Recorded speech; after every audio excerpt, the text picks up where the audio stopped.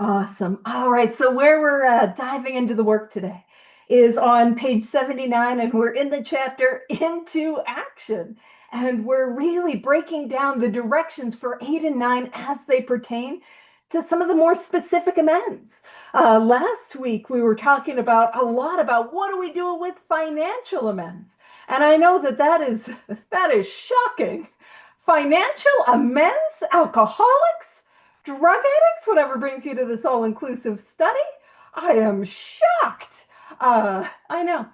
So we spoke about how we navigate financial amends, and then we started to have a look at what do we do with criminal offenses. Dun, dun, dun. I know, not you guys. I might as well just skip over it because I know you are all law-abiding folks and haven't committed a crime, anything like that. And so where we're at is the second full paragraph, usually, however, other people are involved. Now, last week we were talking about the level of willingness that is required to make the amends. So that I need to be willing to go to whatever length that I possibly can to make amends. And in it, we spoke about a prayer to build our willingness, where it says, God, higher power, creator, spirit of the universe, I ask that I be given strength and direction to do the right thing, no matter what the personal consequences may be. Help me to be willing to not shrink at anything. And we were reminded of the decision that we made at the third step, that decision that I am willing to do whatever is necessary to recover, whatever is necessary to have a spiritual awakening. And I'm like, rude of you to call me out on that decision. And that's the second time it's done this in the chapter Into Action, and specifically about amends. And so what it's asking is that I be willing to go to any lengths. Now, here's where it's going to ask that we receive some guidance, that we use some discernment, and we lean into what God's will is for us. So it says, usually, however, there are other people involved. Therefore, we are not to be the hasty and foolish martyr who would needlessly sacrifice others to save himself from the alcoholic pit. So it's an interesting thing. We're not talking about, but I'm not trying to save myself. No, what we need to do is consider the impact. Now, this was a foreign concept for somebody like me. The Al-Anons are going to be like, what do you mean you had to learn this? But it is that idea that before I take an action, I know before I take an action, I consider, how could this action affect other people? It's wild. It's wild. I need the spirit of the universe to come in and just like have a little bit of awareness about that. So, and this is an example. So when we're thinking, like, of course we have to go to any lengths, but we also need to consider the people in our lives who might be affected. And this is a story, and that's how we learn. I'll natter on for an hour, and the takeaway will be a story that I told, so everyone remembers the dumpsters, because I am a classy sort of lady. And so that's how we learn, as we learn through stories. So it says a man we know had remarried. I know, shocking. An alcoholic having more than one spouse? What? and then I'm sure that all of you have wonderful relationships with your former spouses, but this is what happened in this case. Because of resentment and drinking, he had not paid alimony to his first wife. What? A poor relationship with our former spouse? And because of resentment and a priority of me like continuing my addiction, I'm not paying the ex. Yeah, that sounds familiar. So it says she was furious. She went to court and got an order for his arrest. Now, I do want to point out, she's only able, if we're like, hey, that's not cool, we were legally obligated in this story to pay. That was something the court had said we had to do. And then we're like, we're not going to do that. Then there are consequences. And I'll just tell you my experience. A lot of times in life, I might think that I'm being tested. More often than not, I am just receiving the consequences of my actions. So this gentleman is just facing the consequences of his actions, which is rude how they show up like that, you know? All right, so he had commenced, which is to say begun, and it says our way of life. And I really want to emphasize way of life. These 12 steps, what they are is a way of life. It is not how I show up for, 30 days, 60 days, 90 days. This is how I am asked to show up for the rest of the time that I have here. This is how I'm called to show up to areas outside of the rooms of 12 steps. And this is a way of life. It is not a set it and forget it program. Man, we were talking about food and cooking and stuff before the meeting. So it's now in my brain and I'm like, don't say it, Paige. I'm going to say it. Some of y'all know what I'm going to say. See, I want to show up and I want to have crockpot sobriety. You know what I mean? I want to set it and forget it. I want to take a little bit of action. I want to put it in the crockpot, set it on simmer and leave it. Yeah, that doesn't work for somebody like me. I can't have that crockpot sobriety, unfortunately. With the illness that I got to have that stir-fry sobriety. I got to be up there. I got to be stirring it. I got to be moving it. It's got to be a daily thing for me. And if you're like, Paige, that's not how a stir-fry works. Listen, I have microwaving for one. That is sort of my repertoire of culinary expertise. So if you're like, Paige, that's not how you do it. I don't know how to do it. Alrighty. But I do know that's what I got to do spiritually. Stir fry that bad boy. So it says, he commenced our way of life, had secured a position. That means he had gotten employment and was beginning to getting his head above water. So he'd gotten a job and was beginning to pay back those debts, beginning to make those financial amends. It would have been impressive heroics if he had walked up to the judge and said, now I'm going to do this in the tone that I think it would be, here I am. Here I am to save the day. Let me show up, judge, because it's saying like, yeah, that would have been impressive. That would have taken a tremendous amount of courage. Now it says, we thought he ought to be willing to do that if necessary. See, just a reminder that willingness is my business. The results are God's business. So how an amends goes, that's absolutely not one iota of my business, but my responsibility is willingness. And we build willingness in a number of ways. We build it through prayer. We build it through making amends approaches regardless how we feel. We make it by writing fear inventory. We make it by doing things that help us be held accountable. Those are ways in which we build willingness. We reflect on the commitment we made in the third step. Those are ways we build willingness. And I always, when I talk about willingness, I've felt called a lot lately to explain that willingness does not look like, oh boy, I can't wait to go to jail. That sounds like a delightful thing. I like cheese sandwiches. I actually do like cheese sandwiches. I can't wait. Orange? That's a color that'll look great on me. That sounds great. Amends to my ex? Delightful. That's not what willingness looks like. And that's not what willingness has to look like. Willingness can look like I'm absolutely terrified. Willingness can look like I don't want to do it. I don't think it's going to help. And I'm going to do it anyway. Willingness is far more of an action than a feeling, at least in my experience.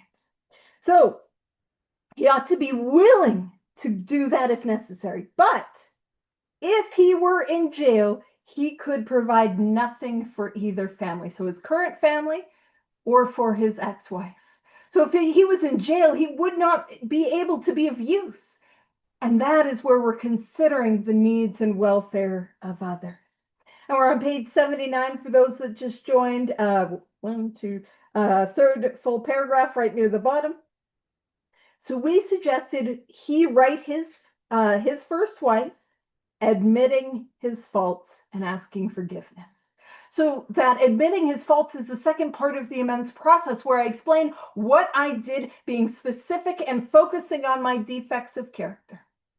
Now, how would that? Now, I'm just gonna, because sometimes I'll have people that'll ask, like, Paige, do you have those examples for amends, like you do for the fourth column of resentments, or 3 and 4 fears, or sex inventory? And I don't quite have, like, although what I do when I sit with sponsees is I'll help them, and how my brain works is I'm much more of an auditory person, so I voice to text suggestions that they can put for their amends.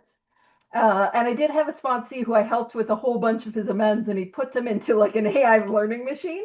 And so he's now got a little AI page that'll spit out amends for him, which I don't know how I feel about that, but that's just how his brain works. So as long as he's making them, whatever. But so I don't have like ready-made examples, but why don't we take this example and see what would admitting his faults look like in this letter? So it would look like, when I didn't pay you the money that was due for the alimony, it was incredibly selfish, it was dishonest, it was inconsiderate. As you know, I was in my active alcoholism and I was drinking. And as an alcoholic, I have a responsibility to treat that illness, and I was complacent in doing that. As a result, I continued to drink and I continued to hurt you. I did not consider the effect that that would have on you financially, and maybe if there were kids from the former marriage, I didn't think about how that would affect them. It was wrong of me to put you in that position. It was wrong of me to put you in a position where you had to go to the courts to try to get payment. And then then it says, ask for forgiveness. Now, here's the key. Here's the key. He says he told her what he would try, or sorry, he admitted his faults, asking forgiveness. He did, and also sent a small amount of money. That is key. So it's not a, hey, girl, that was my bad. Sorry for not paying you. I'll do that next time. No, it's start making those payments. And that was how he began the process of the amends. He told her what he would try to do in the future. So the payment program, or the payments going forward, probably so he could catch up on the arrears. He said he was perfectly willing to go to jail if she insisted. Of course she did not. And the whole thing has long since been adjusted. Now, I'm sure, again, you guys can't relate to having an ex that sucks. Uh, and none of you at this moment are like, you know, Paige, my ex wouldn't be that reasonable. Hold on a second, because I get it. I get it. Now, here's what I'll throw out. If he had showed up to her continuing to have the resentment, continuing to be belligerent, and continuing to avoid making the amends, she would have continued to insist he goes to jail, and nothing would have changed. Unfortunately, I am the one with the tools, and it is my responsibility to use them. And that is going to be a theme that we're going to see throughout this work, throughout this book. And so it is one of those things, man, sometimes family's hard, exes are hard, it's difficult. And it's one of those things that oftentimes human beings do not know how to admit they were wrong. It's harder than saying Worcestershire sauce. I don't know why I'm on a, and did I say that right? I don't think I did. I just full sent that. Like, I just committed. I was shocked. I was shocked that that was, whether I said it wrong or right or whatever, that I feel really good about that. That felt seamless. That focus. It's harder to say I was wrong than it is to, like, say anything else. And so more often than not, and as we get into the later parts of these amends, I've often got to be the one to demonstrate. So if I'm like, man, this person's going to be so unreasonable, they might be. I've got to clear up my side of the street. And if I show up being reasonable, that's probably one of the few things that might help. So it goes on to say, of course she did not, and the whole situation has long since been adjusted. Top of page 80. It goes on to say, before taking drastic action, so before the amends itself. So to me, this speaks of step 8. So whether or not you feel like these are 8 directions or 9 directions, I don't mind, because for me, it's 8 and 9 together. So before taking drastic action, and keep in mind, anytime I got to make an amends, oh boy, that feels drastic. You have a sponsor tell you, Paige, you got to make amends on that one. It's like, oh, that feels a little drastic, right? So before taking drastic action, which might implicate other people, we secure their consent. So first and foremost, consent. And I'm really big on consent, especially with amends. So even when I'm making the approach for the amends, I want to ask what would be best for the person that I'm making the amends to. Crazy. That, thoughtful of other people before I do things. Wild, wild. It says, we secure their consent. If we have obtained permission, have consulted with others, asked God to help, and the drastic step is indicated, we must not shrink. So this is kind of telling us what are some of the steps we should take before we make an amends. So we consult with, if there's somebody who's going to be implicated, we consult with them. If we have gotten their permission, when it says consulted with others, who are we talking about? Well, in 2025, sponsor. Let's talk to our sponsor about it. If we don't have a sponsor that's readily available or a sponsor that's helping us navigate amends, we can talk to, which I do think it's important to have a sponsor help us navigate amends. But I'll be honest, I don't think I've ever had a sponsor that has helped me navigate an amends. But I do think it's vitally important. I don't sponsor the way that I was sponsored. But we can go to trusted, recovered people who have had these experiences with making these amends. So consulted with others, and then it says asked God to help. And now, yeah, you got that pink highlighter out, girl. You know what it is. Asked. Anytime in this book we see ask or to ask, that is a prayer. Absolutely. Now, I can be wrong, but I have a feeling that this is the shortest prayer in the book. Help. And we can elongate it with God, help. Higher power, help. Spirit of the universe, help. Help. So we bring God into this process. So we take before the amends, making sure we're consulting with others, making sure we're taking it to God. And honestly, that I was filling in for Jedi David, and we were at this part of the book on Friday, the last 2 Fridays, and we were talking about this, and I was really sort of like was illuminated to me was the idea that I think that's probably one of the most pure forms of prayer in the book. Help. That's probably for most of us, at least for this silly little drunk, that was probably the first honest prayer I ever prayed. Help me, right? Help me. And then it says, in the drastic step is indicated, we must. Oh, you guys, it's a little musty in here. Somebody open a window, get a fan, go, oh, I should get a fan and go do one of those, whoop, and then like, oh, it's musty. I don't think I need props. I don't think I need, actually, I should say, I don't think I need any more props because I got props.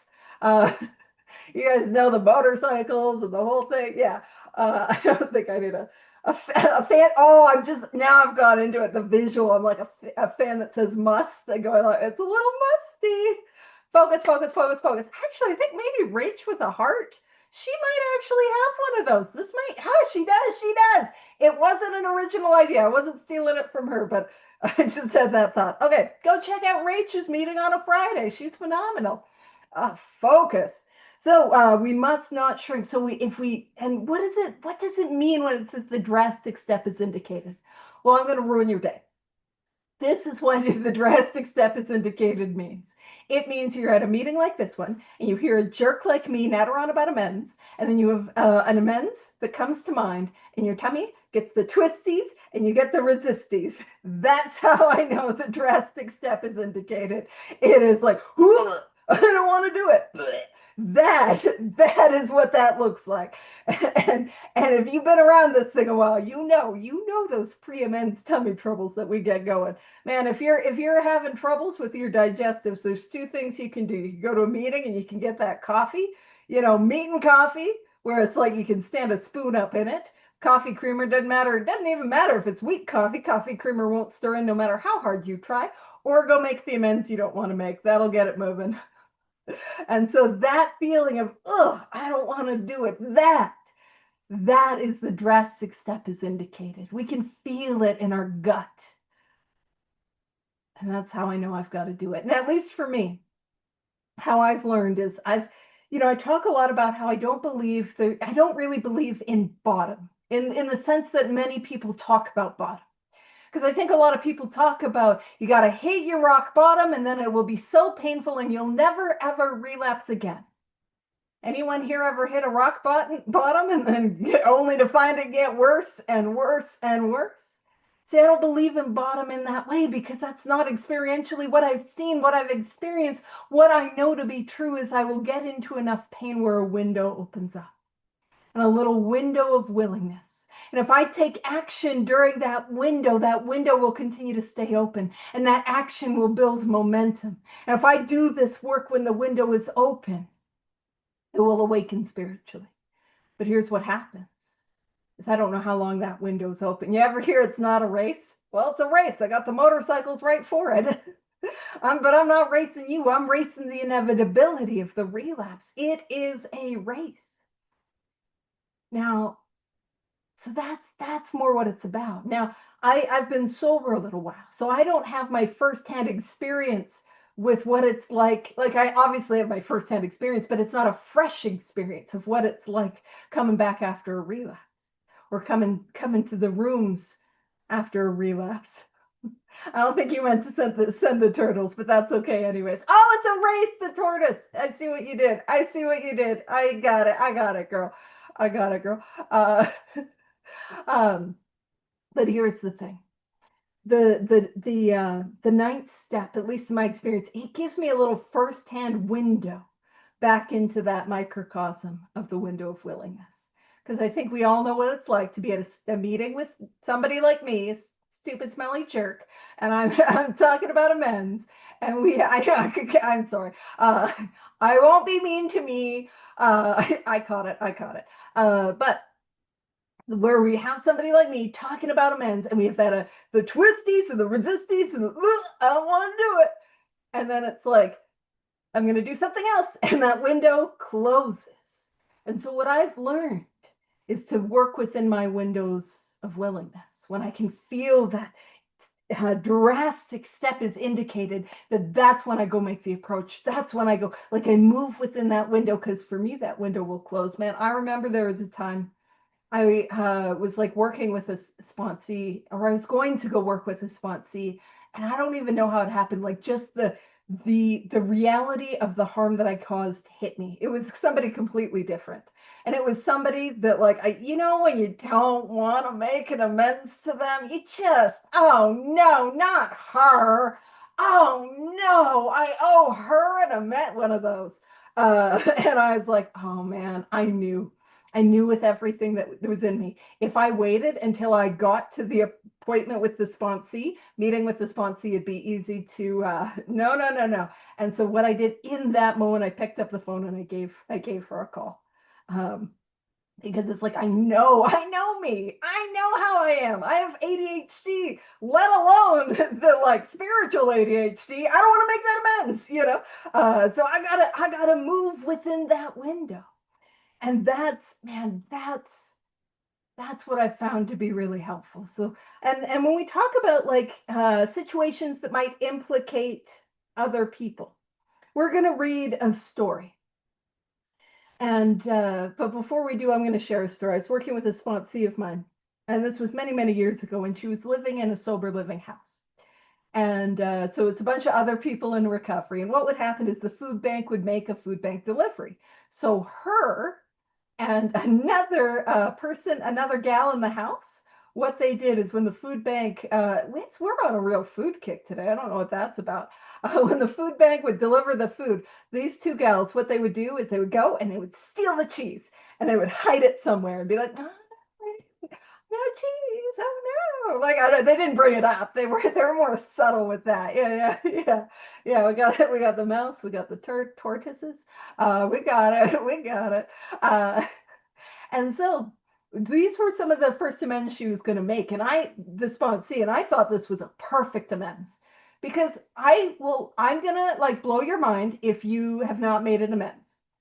They were not going to disown her as a friend for stealing the cheese. It's not that serious. but it was a beautiful opportunity for her to go make a couple of amends that I knew was going to go fine, and for her to say, I stole the cheese, and not throw her cheese companion under the bus, her cohort, her co-accused, and to just take full responsibility for the theft of the cheese. And so that's how I was always thinking of that. And so whenever I'm reading this part of the book, I think of the cheese story. And maybe you will too now, because that's how we learn. All right. So this brings to mind a story of one of our friends. Now, Rob will correct me. Howard might correct me too. But I believe they don't quite know who this person is, and they're pretty sure it's an Oxford group guy, and haven't been able to peg him down. Two thumbs up, seal of approval. Pew pew. It's not Friday. I don't need to pew, but I will anyways. Pew pew. Over to back to me. Back to my point. Pew pew. If I was doing the thing with the Davids, they have a very, always go check out the Davids. They're phenomenal. They do a fancy thumbs up handover system. That's too subtle for me. So when I'm filling in for them, I'm like, thumbs up. I say it doesn't work. Yes, absolutely there is. Rob's got you. He's gonna put it in the chat. All right. So it says, this brings to mind a story of one of our friends. While drinking, he accepted a sum of money from a bitterly hated business rival, giving him no receipt for it. He subsequently denied having received the money and used the incident as a basis for discrediting the man. He thus used his own wrongdoing as a means of destroying the reputation of another. In fact, his rival was ruined. Now, here's the thing, because I'm one of those people. I would read that. I'm like, he did what now? What was the harm? So imagine you've got this person that you're in business with and you can't stand. And this the guy that you're like in competition with in business, he's always getting one up on you. You know, he's closing the deal. He's getting the thing. And then he gives you a sum of money and you don't give him a receipt. So there's no proof you got the money. And then and you go around and you tell everyone, he didn't pay me. Can you believe it? This jerk, he didn't pay me. So what's the real harm? Because yeah, there's the money that he didn't, get, and I think that's, company money. But the real harm was the reputation destruction. So when it says he thus used his own wrongdoing as a means of destroying the reputation of another, that was the crux of what the real harm was. And it says, in fact, his rival was ruined. And I know some of us, when we are off the beam spiritually or haven't done our inventory, it's like, hey. Yeah, but then we get to that fourth column. It's like, oh no, I'm the problem. So that's what I want us to focus in on. That was the harm, that destruction of reputation. It goes on to say, he felt he had done a wrong he could not possibly make right. Now, this is so common, the pre-amends sort of, no, you don't understand. He says, if he opened that old affair, he was afraid it would destroy the reputation of his partner, disgrace his family, and take away his means of livelihood. So if he goes and he gets honest about the harm that he caused, he's going to destroy his partner. Now, business partner, not romantic partner, because that's not cool to then mention the wife. It's going to affect his family. It's going to affect his ability to make money. He can't possibly. Now it says, what right had he to involve those dependent upon him? How could he possibly make a public statement exonerating his rival? Again, why is a public statement coming to mind? Because what was the harm that was caused was reputation destruction. So he's trying to find a way to repair the reputation. So it says, after consulting with his wife and partner, again, business partner, it says he came to the conclusion that it was better to take those risks than stand before his capital C creator guilty of such ruinous slander. He felt that thing in his heart. He knew he needed to make it right.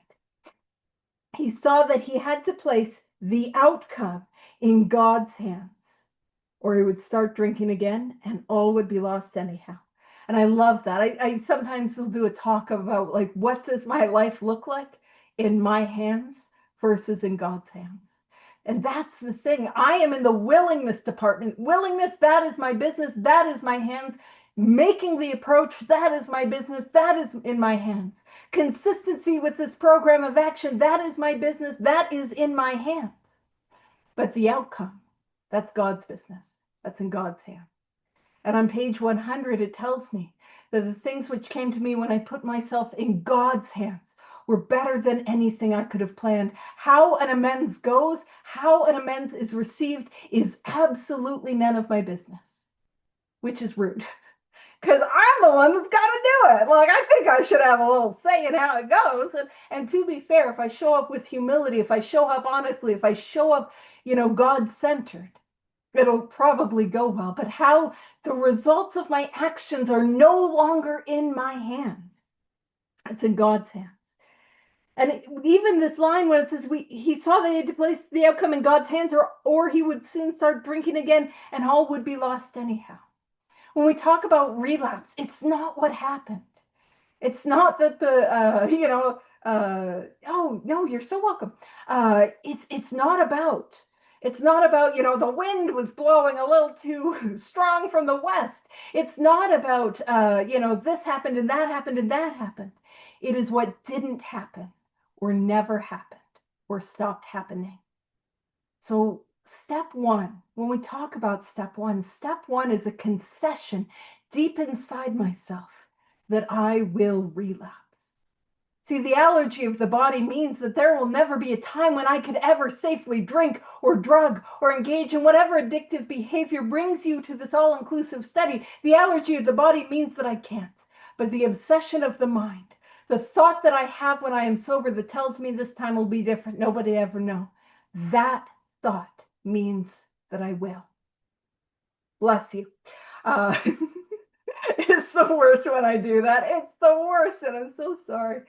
But that's what that means. And so the first step is a concession that I will drink again. I will use again. I will relapse. And there is nothing that I can put between me and the inevitable relapse except a spiritual awakening. And so when somebody relapses, it's not, okay, well, what happened? It is, I did not take the course of action that allowed me to have the spiritual awakening. Almost invariably, you can watch somebody take the steps backwards. And a lot of times when I hear people say, I did the steps and they didn't work, I'm like, okay, let me ask you about that. How many sponsees did you have? Oh, well, no, I wasn't doing that. Okay, well, what was your daily prayer life, meditation like your evening review? Were you doing that on a daily basis? Oh, no. And were you active in the 10th step? No. But yeah, and then, like, did you make all of your amends? All of them? No. And usually it's somebody that did a 4, maybe a 5, and it's like, it didn't work, but I didn't do all of it. And this line is, he is able to see the reality of his predicament as an alcoholic, which is, if I don't clear away the stuff that's blocking me from God, a higher power, creative intelligence, the spirit of the universe, if I don't clear away the stuff in me that's blocking me from the spiritual awakening, I will drink again. That's what he can see. And so it's better that he take that chance. It's better that he get honest. It says he attended church for the first time in many years.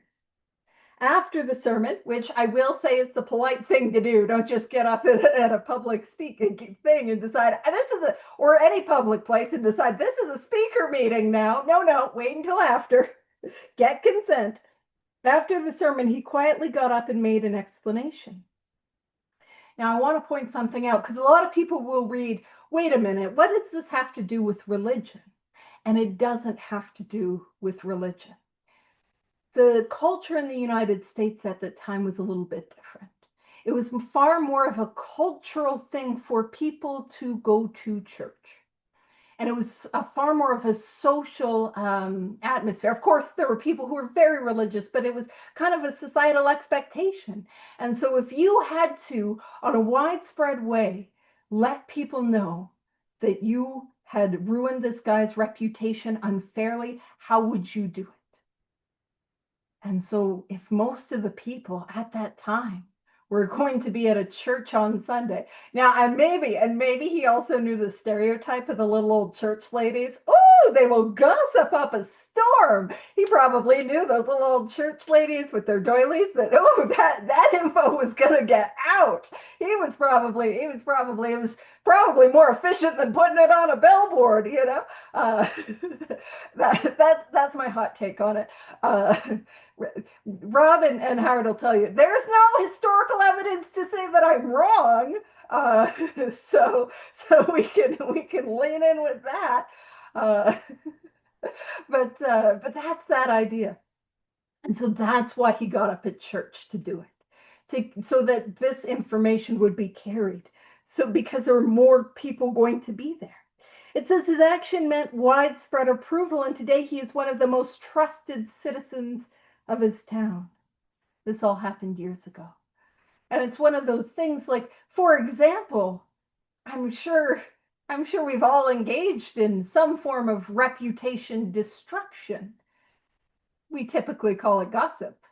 Or if we're not ready to be that honest, I am just venting. Or if I want to put a little spin on it, I'm just processing, not my own feelings. I'm just processing what he was doing at the meeting. Can you believe it? Processing. And how I have made amends for gossiping in the past is because I've learned a lot about amends, honestly, from receiving terrible amends. That genuinely has been the most helpful learning process. There was somebody who would regularly go to make an amends to me, and then halfway through the amends, he would go back into the thing that he was making an amends for. He'd be like, how I spoke to you the other day, but I mean, actually, And so yeah. So and then this was the one that was actually coming to mind. God bless her. She was this sweet little gal, and she would speak in this little mousy voice.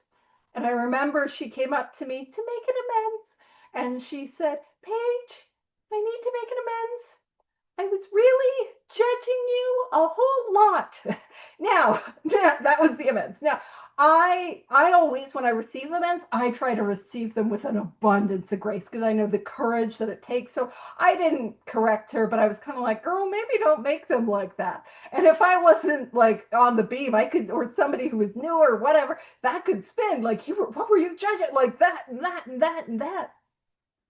And so that taught me where it's like, yeah, it's not helpful to be like, hey girl, I was talking a whole lot of stuff about you. Oh, your tea, I spilt it everywhere, because that is not helpful.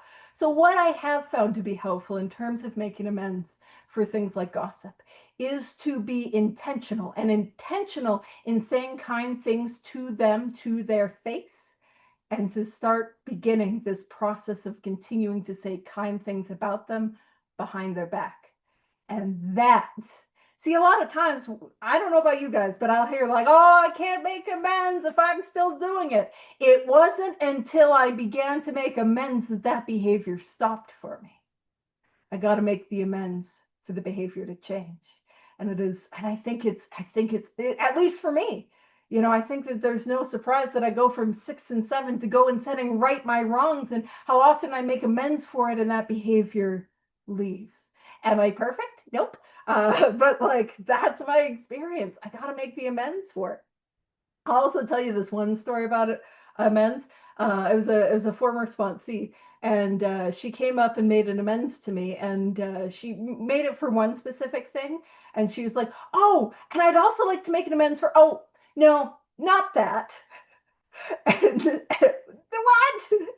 Now, again, I was really focused on receiving that bad boy with grace, so I didn't do any follow-ups, but you know what I'm saying? So that's part of why I'd like to, at least let's have it written out. You don't have to read it out like it's a script. It's not the end if you do read it out like it's a script, but let's go over it. Yeah. So that's how I do that. That's why I do how I do. All righty. And so now what we're going to transition into is domestic troubles. I know I'm as shocked as you are. Alcoholics having struggles in marriages? Now we're going to have a look at domestic troubles, specifically focusing on infidelity, and then domestic troubles if there is no infidelity. And not today, but because based on 15 minutes left, I'm not rolling through this in 15 minutes. Then what we'll do is how do we make amends in a situation where we might not be able to see them? How do we make amends if we don't know how to make amends? Or they're passed on, or we can't find them, or that sort of thing. So the chances are, now some of us might be here for gambling, so we're not going to put a bet on it, but I would say chances are that we have domestic troubles. Yep, that's accurate. Perhaps we are mixed up with women or people, mixed up in sex relations with women in a fashion we wouldn't care to have advertised. Now, when I work with sponsees and we're working on sex ideal stuff, how we get there is through that fourth column of sex inventory. But one of the things that can be really helpful, or at least a common theme, is no behavior that I need to keep a secret. That doesn't mean I need all my things advertised, but things that I need to keep a secret, that's usually behavior. That's not usually, that's behavior I don't need to engage in. So now it goes on to say, we doubt if in this respect alcoholics are fundamentally much worse than other people. Now keep in mind in page 69 in Sex Con that it spoke about we all have sex problems. We'd hardly be human if we didn't. Not alcoholic, not drug addict, but human. This is an area where human beings tend to struggle. It goes on to say, but drinking does complicate sex relations in the home.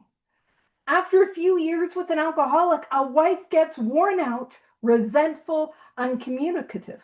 How could she be anything else? And I just want us to remember that I am the one that wore them out. I am the one that caused the resentment. I am the one that shut down the communication with my behavior or my emotional unavailability or by physically being unavailable, because I'm somebody that would just be casually missing for a couple weeks at a time because I would get bye, not cool. So how could she be anything else? And it's a reminder we caused that. But when I am wrapped up in the bondage of self, I can't see that. You see, when I'm wrapped up in the bondage of self, this is what I see. The husband begins to feel lonely, sorry for himself. Yeah, it was the month of, was it July? I was at Kathy and Howard's Monday deep dive, and we did a deep dive on this part of the book. Shout out to their meeting on Monday and Sunday. I was just doing the meeting shout outs today. And then Kathy, don't miss the God idea on Wednesday. See what I see? I'm tying it all in. I'm tying it all in. And then I'm trying to remember all the meetings I'm forgetting. That's not a good way for my brain to work. Alrighty. So it says the husband, the self-centered person in this case, the husband begins to feel lonely, sorry for himself. He commences to look around in the nightclubs or their equivalent for something besides liquor. Perhaps he is having a secret and exciting affair with the girl who understands. Now, I want to contextualize this a little bit as well.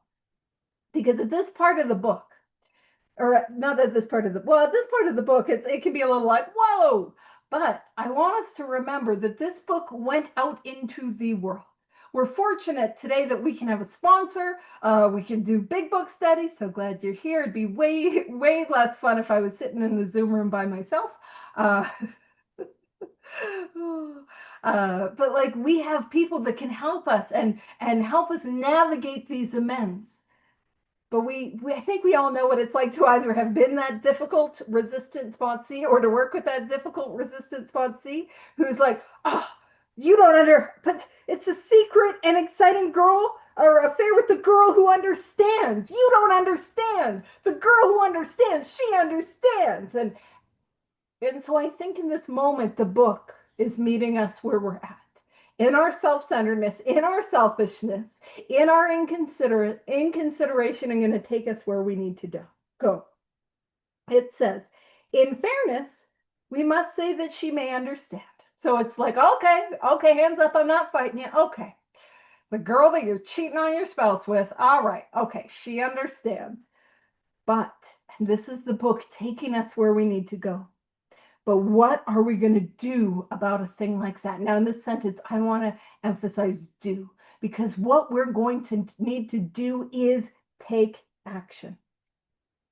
It goes on to say, a man so involved often feels very remorseful at times, especially if he's married to a loyal and courageous girl who has literally gone through hell for him. Keep in mind, I'm the one that put them through hell.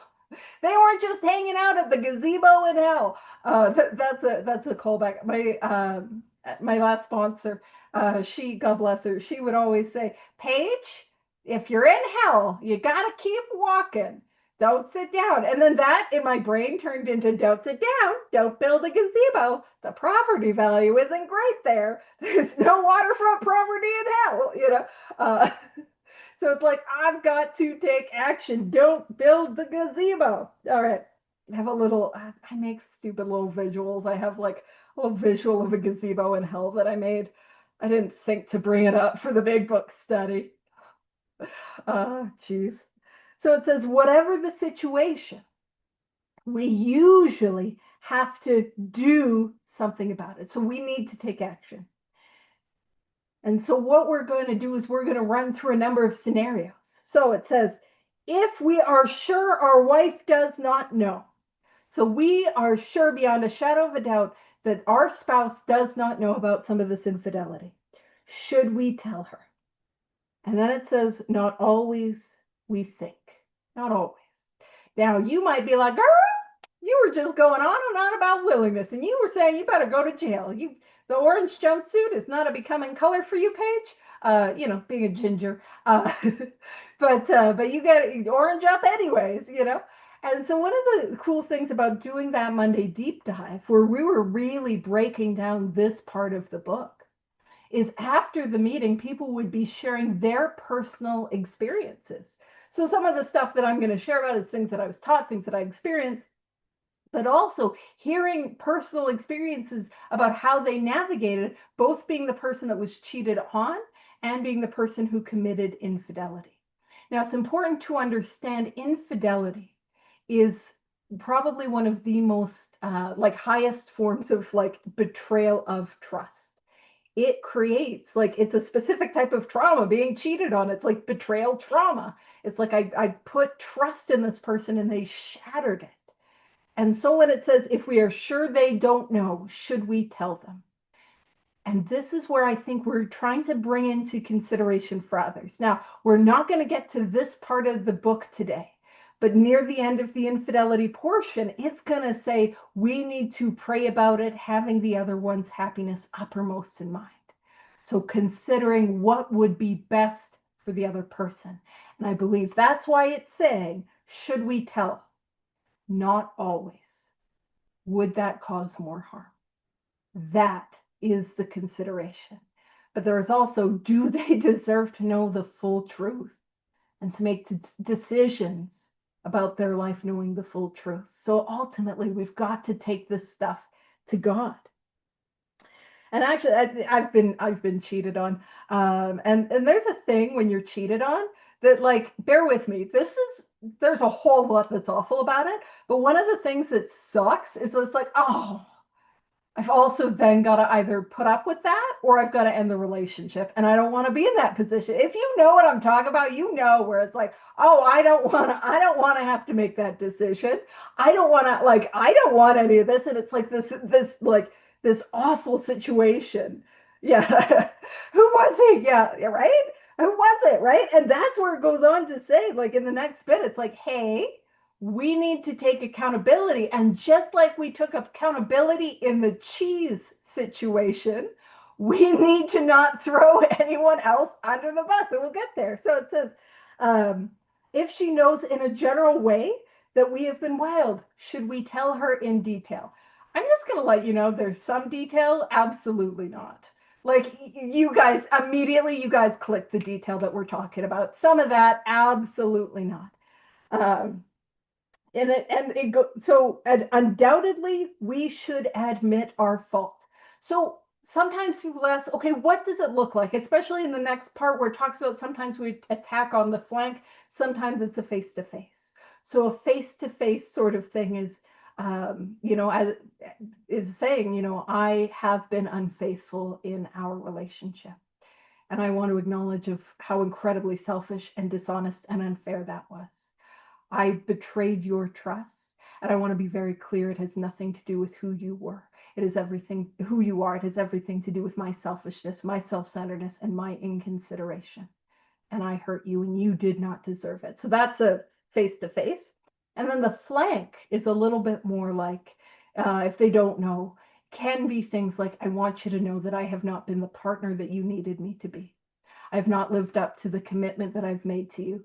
I've not shown up in the ways that are required of me to be in a relationship with you. That's a little more the flank. So I'm just throwing out some examples. It says, so undoubtedly we should admit our fault. And this is what we're talking about in the chat. She may insist on knowing all the particulars. She wants to know who the woman is and where she is and where's my bat, like, what's that? There's Carrie Underwood, where it's like she's got a bat and she does something with the car keys, like that sort of deal. Listen, if we cause the infidelity, it's fine if our windshield gets smashed and our key, but we better not throw anyone's car under the Carrie Underwood treatment. Somebody's going to tell me it wasn't Carrie Underwood and I got the song wrong, but that's okay. Oh, I did. I'm not known for my musical. I'm about as well known for my musical talent as I am for my culinary abilities. That's been a theme this study. All right, so it says, we feel we ought to say to her that we have no right to involve another person because that other person wasn't somebody who was in the relationship. We need to take full accountability. And sometimes that can create more problems. So it says, we are sorry for what we have done, and God willing, it shall not be repeated. More than that, we cannot do. We have no right to go further. Though there may be justifiable exceptions, and though we wish to lay down no rule of any sort, we have often found this the best course to take. So it is giving a lot of freedom, a lot of leeway. And 4 minutes. Do you think I can get that? Yeah, I can do the next one in 4 minutes. All right. This is out loud talking. It's the inside parts coming out of my face. Are designed for living. So this line, this paragraph can be tough, but this line is helpful. Are designed for living, way of life. Stir fry that bad boy. We ain't crockpotting it. Are designed for living. And what is our design for living? By the way, if you're like, what is that? Oh, Design for Living, big book study on Mondays, earlier in the day, noon Eastern time with Emily and Elizabeth. Oh, I'm hitting all of them. I'm hitting all the shout outs for all the big book compendium, big book studies. If only that there was a way out on Thursday nights with Howard and Steve. That wasn't seamless. I did mention it when I was doing the intros, but that one wasn't seamless. All right, so our design for living. And what is the design for living? The design for living is very specifically the 12 steps as taken out of the book Alcoholics Anonymous. That is what it is. And when it says is not a one-way street, now what comes after this can be a little tricky. We're going to move with that. But what it's saying is that this is a way of life that will help anyone. Now, bear with me. We all have that experience where it's like 30 days sober. I should write a book. 60 days sober. Everybody needs this program. That's where we are. Where it's like everybody needs this program. 90 days sober. I want to work at a treatment center. I'm going to be an addictions counselor. I know none of you guys went through any of those. It is but a phase of our development. So to be fair, I don't, at no point did I think anyone would want to read a book about me. And at no point did I think I should be an addictions counselor. So I didn't quite go, yeah, before he, wait, in the Carrie Underwood song, did he not cheat yet? Oh, that feels like he didn't even cheat yet. Oh, that's a plot twist. I don't listen to a lot of music, and I have that thing where it's hard to hear lyrics. Uh, so sorry, there's a plot twist. There's an amends there, Carrie.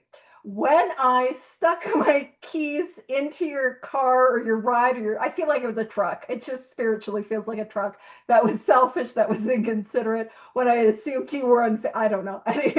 Sorry. I got 1 minute to get this paragraph done.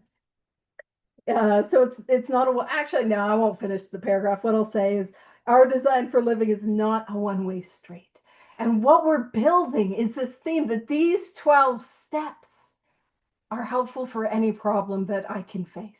That doesn't mean if I don't need outside help, I don't seek outside help. But this is an all-inclusive study. We have people from many, many fellowships. These 12 steps. Oh, he's slow dancing. I don't know where he's slow dancing. Hold on, I'm on this. Oh, yeah. Oh, that bleach blonde. Now, we don't know what she's doing. You know, she might be anywho, sorry, focus. uh, this four-wheel drive. See, that feels like a truck. Focus. All right. So what it's trying to say is even that bleach blonde woman can utilize these 12 steps. Everyone, redhead, yeah, the spiritual gingers. This works for everyone.